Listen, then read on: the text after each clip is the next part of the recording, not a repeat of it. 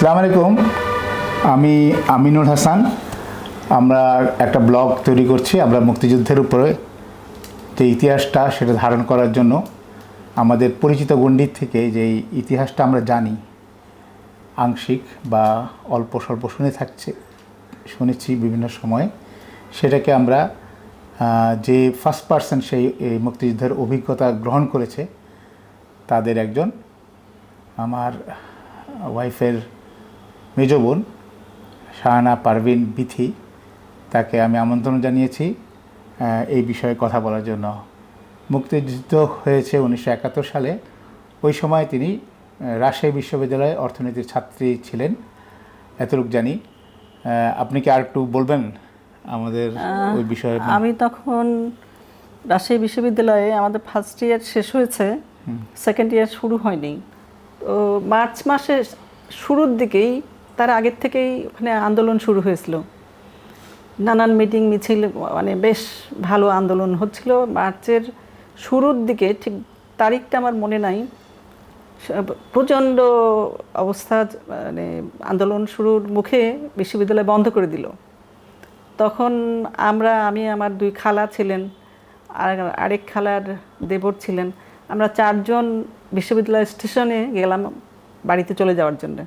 কিন্তু এত ভিড়, সব ছেলেপেলেরা সবাই, ছাত্র ছাত্রী সবাই উঠছে, আমরা আর ট্রেনটা ধরতে পারলাম না। আমরা ফিরে গেলাম হলে।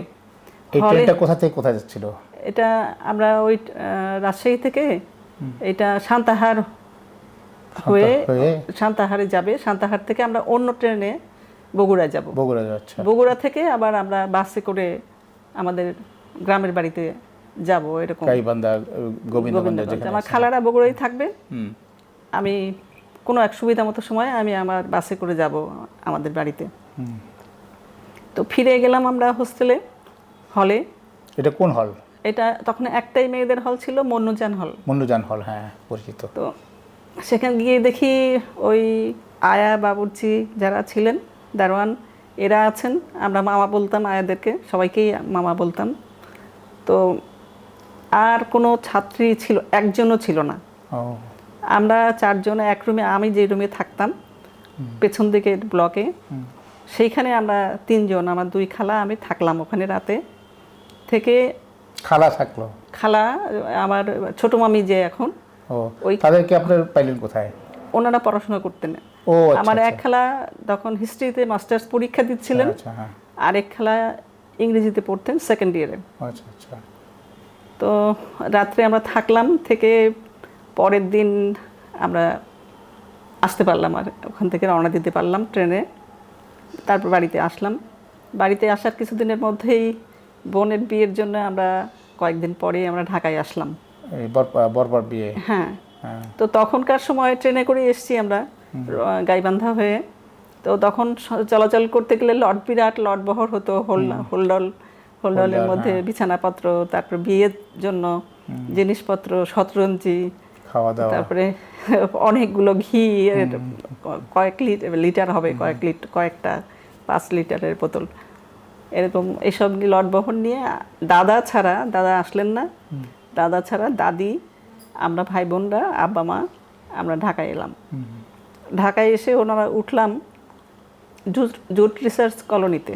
তখন আমাদের রাঙা মামা বলতাম, উনি আমাদের 4 নম্বর মামা। আমার মার 10 ভাই বোন ছিলেন, মামাদের মধ্যে উনি 4 নম্বর ছিলেন। উনি তখন সায়েন্টিফিক অফিসার ছিলেন জুট রিসার্চ। তো ওনার বাসায় আমরা উঠলাম।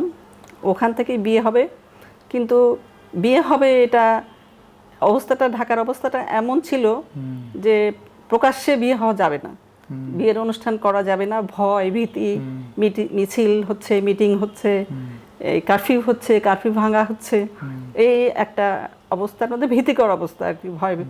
তো বাসাতেই বিয়ে হতে হবে, কোনো হলে নেওয়া যাবে না।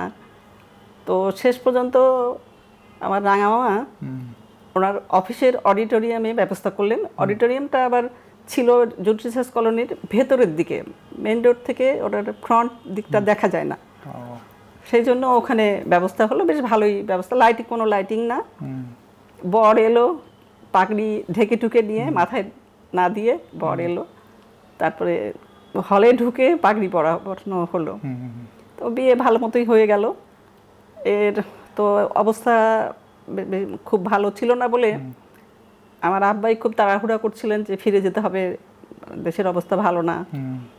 তো এর মধ্যে 25শে মার্চ আমার আরেক মামা, সেজ মামা, উনি থাকতেন কলাবাগান বশিরউদ্দিন রোডে। কলাবাগান বশিরউদ্দিন রোড, হ্যাঁ। হ্যাঁ, তো উনি বললেন যে ঘুরুনি ফিরুনি এগুলো তো হয়, এই অবস্থার জন্য বউ ভাতও করা যাচ্ছে, হয় নাই, তো আমরা ওদেরকে একবেলা খাওয়াই। তো 25শে মার্চ রাত্রিবেলা ওরা আসবে আমাদের কলাবাগানের বাসায়। কিন্তু সেই দিনই আবার ছিল ভাসানির মিটিং ছিল। ভাসানির সাথে ওয়ার্কার্স পার্টির তখন খুব ভালো সম্পর্ক। তো ভাসানির মিটিং ছিল, ওই মিটিংটাই ছিল লাস্ট মিটিং যুদ্ধের শুরুর আগে। বিয়ে আর বউ ভাত দুটো আলাদা অনুষ্ঠান। বিয়ে হলো কিন্তু বউ ভাত ওনারা করতে পারলেন না। আচ্ছা আচ্ছা। তো বউ ভাত করার মতো অবস্থা ছিল না, সেই জন্যই ওই মামা বললেন ঠিক আছে ওগুলো তো হচ্ছে না, তো ওরা অন্তত আসুক, আর দাওয়াত খেতে আসুক। আচ্ছা। তো ওনারা রণ ভাই, জুনো ভাই, আমার জুনো ভাইয়ের সঙ্গে আমার বোনের বিয়ে হয়েছিল, হায়দার আনোয়ার খান জুনো, আর হায়দার আকবর খান রণর বড় ভাই, ছোট ভাই। তো মিটিংতে ওরা আয়োজন করা থেকে মিটিং করা শেষ পর্যন্ত তো ওনারাই যুক্ত ছিলেন। সেখান থেকে ফিরতে দেরি করে ফেলেছিলেন, যার জন্য আমাদের রওনা দিতেও দেরি হয়ে গেল। আমরা লোকজনও ছিলাম অনেকজন, 12 জন, তো মনে হয় 12 জন ছিলাম। তো তাড়াহুড়া করে আমরা কয়েকটা ট্যাক্সি, মনে নাই 2-3টা হবে বোধহয়, নিয়ে আমরা কমলাপুর স্টেশনে গেলাম। আমরাও কমলাপুর স্টেশনে জিনিসপত্র নিয়ে ঢুকলাম, ট্রেনটা আমাদের নাকের উপর দিয়ে চলে গেল। তো সেই সময় ট্রেনের স্টেশনের লোক ছিল, ভালোই লোক ছিল, বাঁশের লাঠিও 2-4 জনের ছিল। তো ওরা আবার করে বলছে আপনারা চলে যান, আর্মি আসছেন, চলে যান, এবং তারা নিজেরাও তাড়াহুড়ো করে পালিয়ে যাচ্ছিল। একটুক্ষণের মধ্যে ফাঁকা হয়ে গেল, একদম স্টেশন মোটামুটি ফাঁকা হয়ে গেল। এরা এই কুলিরা, তারপরে স্টেশনের যারা লোক তারা। আপনারা কতজন হবেন? আমরা 12 জন ছিলাম। 12 জন, হ্যাঁ। তো তারপরে কি করা যায়, এতগুলো লোক নিয়ে পরের দিন অনেক সকালে ট্রেন, তো এতগুলো লোক এসে আবার এইভাবে যাওয়া। এর মধ্যে চপলপু নাই? না, ওরা নাই, ওরা ওদের বাসায় চলে গেছে। বাসায় চলে গেছে, বাসায় যেই আবার খবর পেয়ে ওরা রণ ভাই এবং জুনো ভাই দুজনেই আবার ওয়ালটপকে মহিউদ্দিন, আওয়ামী লীগের যে মহিউদ্দিন সাহেব ছিলেন, ওনার বাড়ির ভেতর দিয়ে পালিয়ে গেছেন। তো সেই খবরটা তখন আমরা জানি না, আমরা তো ওগুলো জানি না। তো আব্বা স্টেশন মাস্টারকে যে বললেন যে আমরা তো যেতে পারবো না, আমরা গেলে কালকে ট্রেন ধরতে পারবো, আজকের মতোই হবে। তো বলে station master waiting room, first ক্লাসের ওয়েটিং রুমটা খুলে দিল। তো ওই মধ্যে আমরা আস্তে আস্তে ঢুকলাম, তখনও কিছু লোকজন ছিল। ঢোকার কিছুক্ষণের মধ্যেই এই শুরু হয়ে গেল গুলির শব্দ। গুলির একদম সাংঘাতিক রকম বৃষ্টির মতো গুলির শব্দ শুরু হয়ে গেল। তো পাশের ওয়েটিং রুমে ঢাকা ইউনিভার্সিটির 2টো ছেলে ছিল, আবার আমার ভাইদের মধ্যেও কেউ কেউ ছিল। কমল ছিল, আমার ভাই নজমু, নয়ন, এরা নয়ন আমাদের সাথে ছিল, নয়ন ছোট ছিল। তো ওরা সব সবগুলোই আমাদের ওয়েটিং রুমে চলে আসলাম। আমরা মোট 14 জন হয়ে গেলাম। তো তারপরে সবাই তো ভয়ের চোটে আমরা একেবারে টেবিলের তলায় আর চেয়ারে, ওই হেলানো চেয়ারগুলো, তার তলায় সব যে যেখানে পারা গেল শুয়ে পড়া হলো। তো চলতে থাকলো এরকম, মানে অবর্ণনীয় সেই অবস্থাটা, মানে ভাষায় আমি প্রকাশ করতে পারবো না। আর এর মধ্যেই একটা পাগল, সে মানে বক্তৃতা দিচ্ছে, মানে বক্তৃতার ঢঙে কথা বলে, চিল্লায় চিল্লায় কথা বলে যাচ্ছে, এই মাথা থেকে ওই মাথা স্টেশন দৌড়াদৌড়ি করছে, বোঝা যাচ্ছে। তো একটা সময় সে একটা বিকট শব্দ করলো, করে তারপরে আর কোনো তার পাওয়া গেল না। তো এই অবস্থায় চলতে চলতে রাত 1টার পরে হবে, এই একদল আর্মি একদম খটখট শব্দ করে এসে আমাদের দরজার সামনে দাঁড়ালো, দাঁড়ায় দরজা ধাক্কি, দরজা খুলো, ভিতরে কে আছে, নাহলে পরে দরজা ভেঙে ফেলবো, এইসব কথাবার্তা। তো আমার ছোট বোন, তোমার ওয়াইফ, ও তখন অনেক ছোট, ওকে আব্বা কোলে নিয়েছে, ও আব্বার ঘাড়ের উপরে ওর মাথাটা, আর পিছনে আমার মা, আমার খালা, তো আমরা দাদি সবার পিছনে আমরা সব দরজার কাছে গেলাম। তো প্রথমে আমাদেরকে বলে যে তোমরা থাকো, আবার বলে বেরো, আবার বলে জিনিসপত্র বের করো, যে তারপরে ভেতরে একজন এসে উকি দিল, উকি দিয়ে দেখলো যে জিনিসপত্র দেখে আবার বললো না থাক, ওই জিনিসগুলো একবার ট্রাঙ্ক তো সেই সময় ব্যবহার করা হতো, একটা ট্রাঙ্কের কোনা দিয়ে নজমুর পায়ে কেটে গেল, যে অনেক রক্ত বেরোলো। যাই হোক, পরে বললো যে না, বের জিনিসপত্র লাগবে না, তোমরা বের হও। তো আমাদেরকে বের করে বেশ অনেকক্ষণ কথা বললো, ওই খানসানা, হ্যাঁ পাকিস্তান খানসানা। খানসানা। তো সবাই আমরা আছি, নোবেল তো ছোট, নোবেলের মালারি বড়, ইমিডিয়েট বড়, ও ছোট, ও সবার কিন্তু তাক করা, রাইফেল তাক করা সবার বুকের কাছে। ও একদম মাথা নিচু করে ফুটা দিয়ে দেখছে কি দেখা যায় কিনা। ওর আমরাও অতখানি ফিল করতে পারি না যে কি হতে যাচ্ছে, আমরা সেই সময় বুঝতে, কিন্তু আব্বা খুব ভয় পেয়েছিলেন, খালা, আমার খালাম্মা, মা, তিনজনেই খুব ভয় পেয়েছিলেন। আমরা অত ফিল করতে পারছি না যে কি হতে যাচ্ছে। এর মধ্যেই পেছন দিক থেকে একটা দল একদম ঘোড়ার যেরকম শব্দ হয়, ঘোড়ার পায়ের খুঁড়ে, এরকম তালে তালে শব্দ করতে করতে ছুটে আসছে। তো ওখানকার একজন, সম্ভবত উনি অফিসারই হবেন এই দলের, উনি হাত ইশারা করে বললেন যে তোমরা গুলি করো না, এরা মুসাফের। যাই হোক, ওরাও আসলো, এসে আমাদেরকে বললো যে ঠিক আছে তোমরা ঘরের মধ্যে থাকো, কিন্তু বের হবে না, বের হলে গুলি করা হবে। গেলাম আমরা ঘরের মধ্যে। যদি সেদিন ওরা চেক করতো তাহলে পরে আমরা কেউ বাঁচতাম না, কারণ আব্বার সাথে আমাদের সাথে একটা চটের ব্যাগের মধ্যে একটা রিভলভার ছিল। আবার লাইসেন্স করা রিভলভার, লাইসেন্স সেই রাত্রে তো আর লাইসেন্স দেখানোর প্রশ্ন। যাই হোক, আমাদের ভাগ্যটা ভালো ছিল, যার জন্য ওরা আর ভেতরে এসে চেক করেনি। আমার কাছে মনে হয় যে বিভিন্ন বয়সী ছিলাম আমরা, দাদি বয়স্ক, তারপরে আব্বারা এক বয়সী, খালারা এক বয়সী, আমরা ছোট, একদম মালা তো একেবারেই ছোট।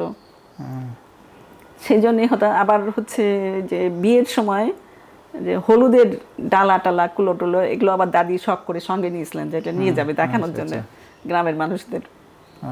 তো আমার ধারণা ওরা বোধহয় এইসব দেখে আমাদেরকে কিছু একটা ওদের দয়া হয়েছে, কিংবা কিছু মনে হয়েছে যে না এরা ক্ষতিকর না। আমরা থাকলাম ওই একইভাবে, লাইট টাইট অত জ্বালানোর প্রশ্নই আসে না, ওই মাটিতে শুয়ে শুয়ে। আর সবাই আমাকে শুধু লুকানোর জন্য ব্যস্ত হয়ে গেল, যে আড়াল করার জন্য ব্যস্ত হয়ে গেল। আমি কিন্তু এত বুঝতে পারছি না যে কি হচ্ছে। এরপরে আবার কতক্ষণ পরে, ঘন্টাখানেক কিংবা আর একটু পরে আবার আসলো তারা, এসে আবার দরজার কাছে আবার নক করে ওই একই রকম করে, সেবারে অত বেশি বার করো, বের হওয়া অত করলো না, বললো ভেতরে থাকো, বের হবে না, গুলি করা হবে। রাত 4টার দিকে আবার নক করলো, নক করে একটা মহিলাকে ঢুকাই দিয়ে গেল। সে মহিলার হাতে ন্যাকড়া জড়ানো, ভেঙে গেছে না কি হয়েছে কে জানে। সে মহিলা অনবরত কাঁদছে, মানে দোয়া দরুদ পড়ছে জোরে জোরে। তো আমরা তো নিঃশব্দে থাকতে চাচ্ছি, তো তাকে বলা হচ্ছে যে তুমি মনে মনে পড়ো, দোয়া টোয়া মনে মনে পড়ো, কিন্তু সে থামছে না। যাই হোক, পরে তার কাছে জানা গেল তার সঙ্গে তার বিয়ান ছিল একজন, তাকে ধরে নিয়ে গেছে। পুরুষ? মহিলা। যাকে ধরে নিয়েছে মহিলা, তার সঙ্গে 2 জন ছিল। সে এই মহিলা মানুষের বাড়িতে কাজ করে, তো তাকে ধরে নিয়ে গেছে। আর বিস্তারিত তো আর ওর মধ্যে শোনা যায় না। পরের দিনের বেলা বোধহয় এটা হলো। দিনের বেলা আমরা থাকলাম, দিনের বেলা বেশ ভালোই। 26শে মার্চ। তো ওই অফিসারই এসে আব্বাকে ডেকে নিয়ে বললেন যে আপনাদের পানি ছিল না, পানির সাপ্লাই ছিল না, পানি আর কিছু খাবার নেওয়ার জন্য আপনাদের ছেলেরা যারা আছে তাদের একা যাবে না, জওয়ানদের সাথে যাবে, যে নিয়ে আসবে। তো ওই কয়েকজন 2-3 জন গেল, ওরা 2 বালতি পানি আর কিছু খাবার, অল্প একটু খাবার বলে যে অনেক দাম, কোনো কিছু নাই দোকানে, দোকানপাট সব একদম ম্যাসাকার অবস্থা, সব জিনিসপত্রগুলো মাটিতে মেশানো, দুই একটা দোকান খোলা আছে, প্রচন্ড দাম, আর সেগুলো লুটপাট হয়েছে। তো এসে এখন কি করা হবে, আমাদের তো খুব মানে তখন আমাদের খুব টেনশন যে খাবো কি আমরা। এর কিছুক্ষণ পরে না খাইছিলেন? সারা রাত খাবার তো প্রশ্নই আসে না এত ইয়ের মধ্যে। ও আচ্ছা, একটা আমার একটা মিস হয়ে গেল মাঝরাতের দিকে কিছু, আমরা কোনো সময়টা আমার ঠিক এখন মনে পড়ছে না, একটা সময় খুব একটা শব্দ, মানে শব্দটা একদম বেড়ে গেল, আর আগুনের মতো। আব্বা তো আমাদেরকে জানলার পাশে মাথা উঁচু করতে, কাউকেই মাথা উঁচু করতে দিচ্ছে না, মাঝে মাঝে মাথা উঁচু করে দিয়ে বলছেন এবার আর বাঁচা যাবে না, এবার শেষ, স্টেশনে আগুন লাগাই দিয়েছে, স্টেশনের আগুন লেগে গেছে, এবার আর বাঁচার কোনো উপায় নেই। মানে খুবই তখন সবারই খুব টেনশন। যাই হোক, পরে সকাল হলো, সকালবেলা তো এই অবস্থা চলছে। তো আমরা একটু তখন একটু মাথা উঁচু করে কাঁচের জানলা দিয়ে দেখছি যে স্টেশনের দিকটায়, যেদিকে ট্রেন আসে ওই দিকটায়, ওটা কোথায় কি পূর্ব দিক, হ্যাঁ, ওইখানে সব সোলজাররা শুয়ে বসে ইয়ে করছে, গল্প গুজব করছে, আর মাঝে মাঝে কাক মারছে। তো আর যারা পানি আনতে গেছিল, মিষ্টি খাবার আনতে গেছিল, ওরা এসে বলল যে পুরো প্ল্যাটফর্ম জুড়ে রক্তের গড়াগড়ি, একদম রক্ত, অনেক রক্ত। তো মানে অনেক লোককে মেরেছে। আবার সকাল ওরা লাশগুলোকে এই মালগাড়ির ভিতরে নিয়ে ছুঁড়ে ফেলে দিচ্ছে। ওরা ওদের কাছে আমরা ওরা দেখছে, ওরা দেখেছে যে এরকম লাশগুলোকে হাত পা ধরে ছুঁড়ে দিচ্ছে। তো স্টেশন মাস্টারকেও মেরেছে। স্টেশন মাস্টার তার রুমেই, ওই অফিস রুমেই ছিল। উনি ওনার যে সিনিয়রদের সাথে উনি চেষ্টা করছিলেন যোগাযোগ করতে ফোনে, সেই সময় ওনাকে গুলি করে মেরেছে। পরে পা ধরে টেনে নিয়ে যে ইয়েতে ফেলেছে, কি বলে, মালগাড়িতে ফেলেছে। এই স্টেশন মাস্টার আপনার দরজা খুলে দিয়েছে? ইনি দরজা খুলে দিয়েছিলেন। আর এই যে কি জানি এটা আছে, কয়েকজন এসে ওয়াশরুমে ঢুকছে, ওটা পরে জানলাম আমরা, 27 তারিখে জানলাম, 27 তারিখ সকালে। তো ওই দিন ওইরকম হচ্ছে। তো দিনের বেলায় ধরো সকালের দিকেই ওই কাচের জানলাগুলোর মধ্যে একটা জানলা ভাঙা ছিল। তো ওই সোলজারদের মধ্যে করে কি লুকিয়ে লুকিয়ে এদিক ওদিক তাকিয়ে ওদের বড় বড় পকেটের মধ্যে করে লুট করা খাবার, পাউরুটি, সিগারেট, লজেন্স, এইসব খাবার টাবার নিয়ে এসে ওই দিক দিয়ে ছুটে দেয়। আব্বা তো একদম মানে রেখে যাচ্ছে, কিন্তু কিছু তো করার নাই। আমাদের বেশ মজাই লাগছে যে খাবার এতগুলো এক স্তূপ হয়ে গেল কিছুক্ষণের মধ্যে। তো এইভাবেই দিনটা গেল। যাওয়ার পরে রাত হলো, আব্বা বলছে লাইট জ্বালানো যাবে না, আর ওরা এসে বারবার বলছে লাইট জ্বালাও। তো আব্বা বলছে না, লাইট জ্বালানো যাবে না। ওই একইভাবে আমরা রাত্রে থাকলাম। 9টার দিকে আব্বাকে ওই অফিসারই ডেকে নিলেন আব্বাকে। সকাল 9টায়? না, রাত 9টায়। 26 তারিখ রাত 9টায়। তো আব্বাকে যখন ডেকে নিল, তখন তো আমাদের তো একটু ভয়ের একটা ব্যাপার হয়ে গেছে, আমাদের ভয় পাচ্ছি। তো মিনিট 15 পরে আব্বা আসলেন, 15-20 মিনিট বোধহয় হবে। আব্বা আসলেন, এসে বললো যে না, ওই বললো যে শেখ মুজিবকে অ্যারেস্ট করা হয়েছে, করে পাকিস্তানে নিয়ে যাওয়া হয়েছে, আর ভয়ের কিছু নাই, আগামীকাল কারফিউ উঠে যাবে, তোমরা চলে যাবে। আচ্ছা। তো এইভাবে রাতটা আমাদের গেল। ওই রাতে আর কোনো, দিনের বেলায় আমি আর একটা জিনিস আমি মিস করে যাচ্ছি। দিনের বেলা তখন একটু একটু করে ওই যে জানলা দিয়ে একটু দেখতে দেখতে দিচ্ছে আব্বা। তো ওই পূর্বের দিকে দেখলাম যে পাখি কাক মারছে, আর ওই যেটুকু দেখা যাচ্ছে তার মধ্যে শুধু বালি দেওয়া, বালি দিয়ে দেওয়া রাখা, বালি, এখানে একটু বালির স্তূপ, ওখানে একটু বালু, ওখানে একটু বালি, এরকম। তো জানি না যে কি এটা, আসলে ওটা রক্তগুলো ঢেকে ঢাকার চেষ্টা করেছে। আর পশ্চিম দিকে আমি যখন তাকালাম, আমার হাতের বাঁ দিকে কতগুলো ঝুপড়ি ঘর, কয়েকটা। পশ্চিমের জানলার দিয়ে দেখলাম যে আমার হাতের বাম দিকে কয়েকটা ঝুপড়ি ঘর, সেই ঝুপড়ি ঘরের সামনে একটু বেড়া দেওয়া সামান্য আছে, কিন্তু দেখা যাচ্ছে, স্পষ্ট দেখা যাচ্ছে কয়েকজন 5-6 জন পুরুষ, ইয়াং পুরুষ, বয়স্ক না, খুব বয়স্ক না, 30-35 বছর বোধহয় বয়স হবে। তারা কথা বলছে নিজেরা, হয়তোবা নিজেরা ওরা কি করবে এই পরিস্থিতিতে, পালাবে কিংবা এরকম। রেল লাইনের দিকে না উল্টা দিকে? উল্টা দিকে। উল্টা দিকে, আচ্ছা। উল্টার দিকে রেল লাইনের দিকে দেখলাম যে ওরা কাক মারছে। হ্যাঁ, আর বালি দিয়ে ঢেকে রাখছে। হ্যাঁ, বালি দিয়ে ঢেকে রেখেছে।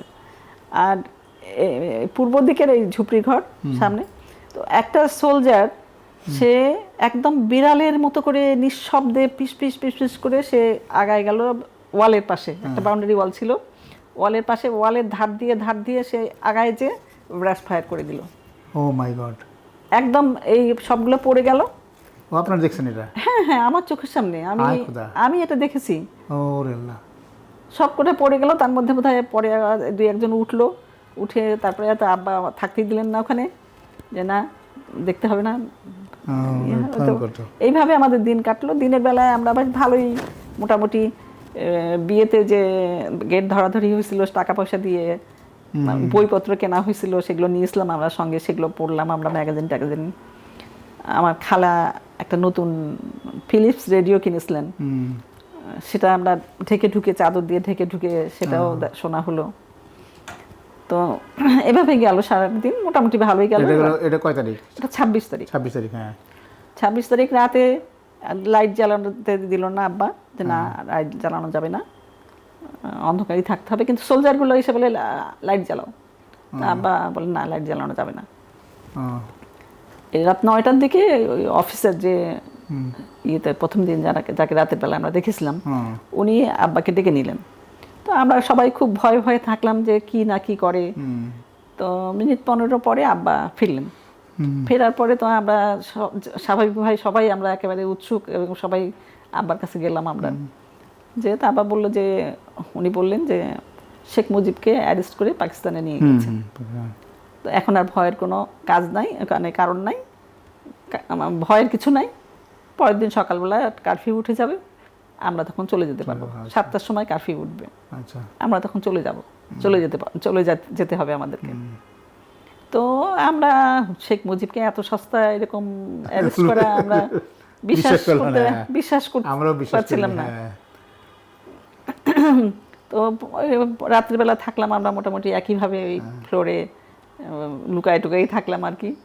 পরের দিন সকালবেলা উঠে সবাই তাড়াতাড়ি করে রেডি হওয়ার জন্যে ছেলেদেরকে বলা হলো যে তোমরা পাশের পুরুষদের ওয়েটিং রুমে যেয়েও তোমরা হাত মুখ ধুয়ে নাও, আমরা মেয়েরা এই ওয়েটিং রুমে আমরা থাকবো, মানে আমরা আমাদের কাজগুলো সারবো।